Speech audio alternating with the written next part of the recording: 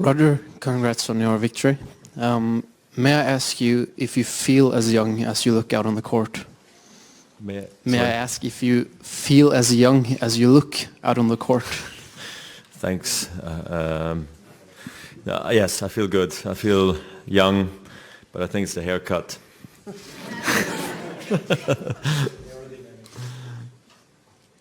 Roger, you were on fire from the first. You were on fire from the first point to the last point. Can you just give us your views on the way this match went and your excitement at the end when it was finally done? I mean, there is a lot that goes into a match like this. I spoke at length to the team before, probably over an hour 15, about all the different possibilities, about what can happen. They told me what they think is going to happen. We shared those feelings, and when you walk out, you just don't know if any of it is going to work out or come the way it will. And I felt from the get-go I actually had good rhythm off the baseline and on the serve, and that I felt like he was living dangerously if he was not going to play great tennis, and that was a good feeling to have. But then again, that doesn't mean much because Novak has done an unbelievable of a job in his career to find ways, to either make you play bad or to just be better on the day, or squeeze another victory out like the way he did at Wimbledon. So I knew the beginning wasn't key, but I knew it was important, and I had a great run on the serve as well throughout, I think, that first set, and I was able to keep the pressure going and mix up my game because he was playing incredibly aggressive at one point midway through the first set, which surprised me a little bit. So I think things just worked very well for me tonight. It was one of those nights where, I was clear in the game plan. I got what I kind of expected, and it was a great feeling at the very end, and the reaction showed. Roger, great performance tonight again. Talking about winding back the years, I'm sure you're aware that the last time you beat Novak was here in 2015. And have the ghosts of that Wimbledon loss disappeared now? Well, they were never really there. There was some press guys that made that up. So from my standpoint, I also didn't know I hadn't beaten him in a few years, actually. Didn't feel that way because I was so close in Paris and in Wimbledon against him. And then I realized I hadn't beaten him since my knee operation. I heard that today, so I don't know if that was good to know or not, but anyway, I found out. And then I felt like I was going to have my chance, to be quite honest.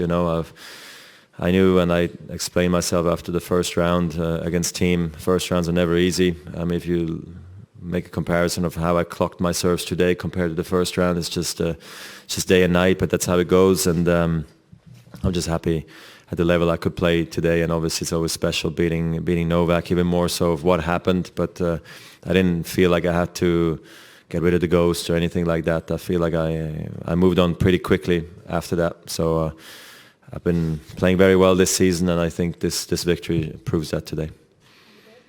Hi Roger. People in general talk a lot about how effortless your game seems and how easy a lot of things seem to you. I'm just curious, how proud are you of the grit and kind of the fight and that aspect of tennis that you've shown to kind of stay at this level for so long? I mean, look, I never tried to seek effortless tennis, It came naturally through my coaches over the years, especially in my junior years, that taught me tennis this way. When I see somebody play tennis, it's what I see, how tennis should be played, the way I do it. I struggle with this extreme grip. A double-handed backhand never worked for me, so for me this was the only way to play tennis. I wish sometimes I could have done it a bit differently, but it ended up being the way it was, and I made the most of it, and I really felt like through hard work and fitness, getting to balls I didn't believe I could. It made me the player I became today, and I guess it became an effortless moving style I also had, which eventually also ended up saving the body, which has been a good thing, to be honest. And then I won a lot of matches also in sometimes in short time. Like tonight, for instance, these matches are double as good, you know, because it just saves the body and it gives you incredible confidence. So, yeah, so that's what it is. But I never planned to play this way, I'll tell you that. Well, Roger, congratulations for the win. You survived once with Bear Grylls on your side from the Swiss mountains. You survive again with Bear Grylls inside the O2 Arena.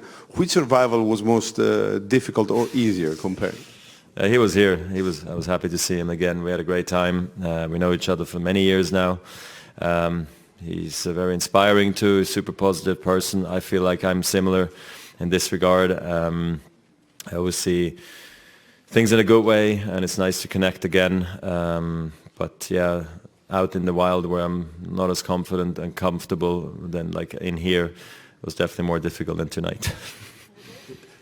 Congratulations, Roger. Here. Yes.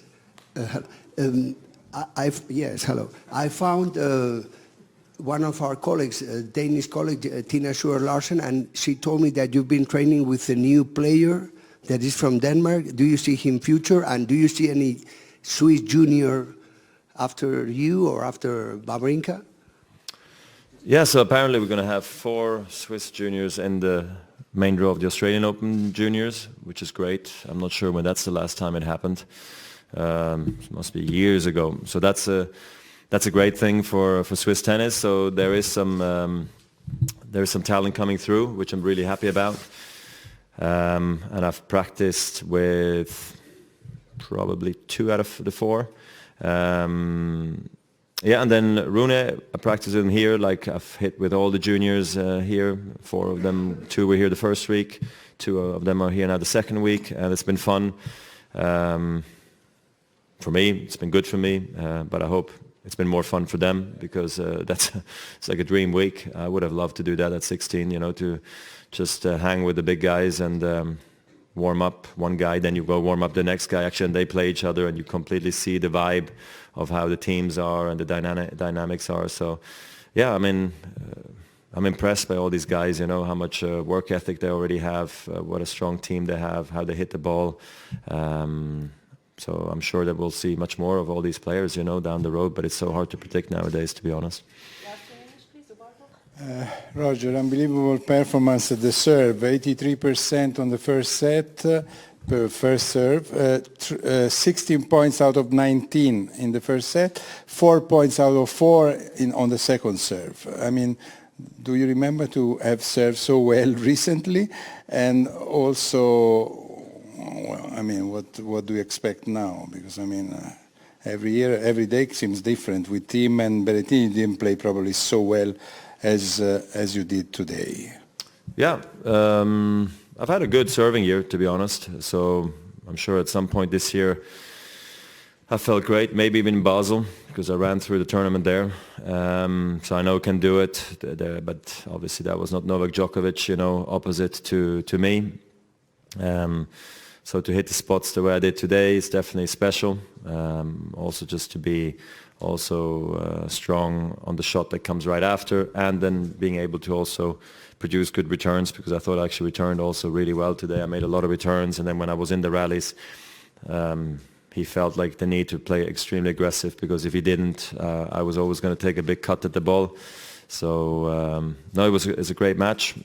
Yeah, the serve stats are clearly key to either hang with him or beat him. I did that in Paris. I did that in Wimbledon. Actually, I hardly got broken in those matches too. And again tonight, so against Novak, it seems to work well on my serve. And it's just a matter of sometimes having better returning days. And Cincy, it was terrible for Cincy when I played him. But sometimes it's just also the feel of the moment. And today was definitely a good one.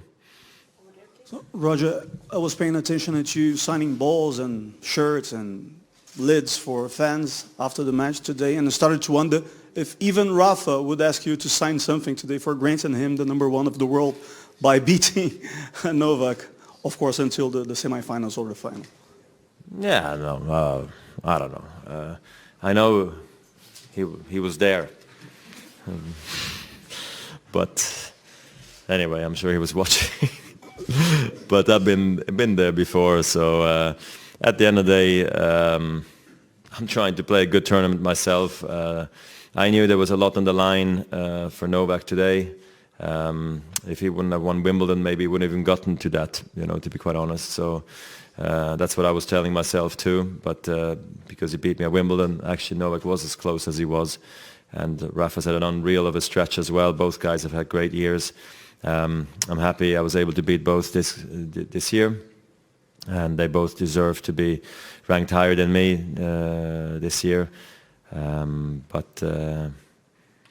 it was a good day for tennis, I'm sure, to some extent, not because I beat Novak, but because, the race of world #1 was riding on the match as well, and the atmosphere in the building was very, very nice, and I was able to produce under pressure, and I was trying to remind myself to play with less pressure than what Novak had throughout the game, and it worked, so I'm very happy, I'm very pleased.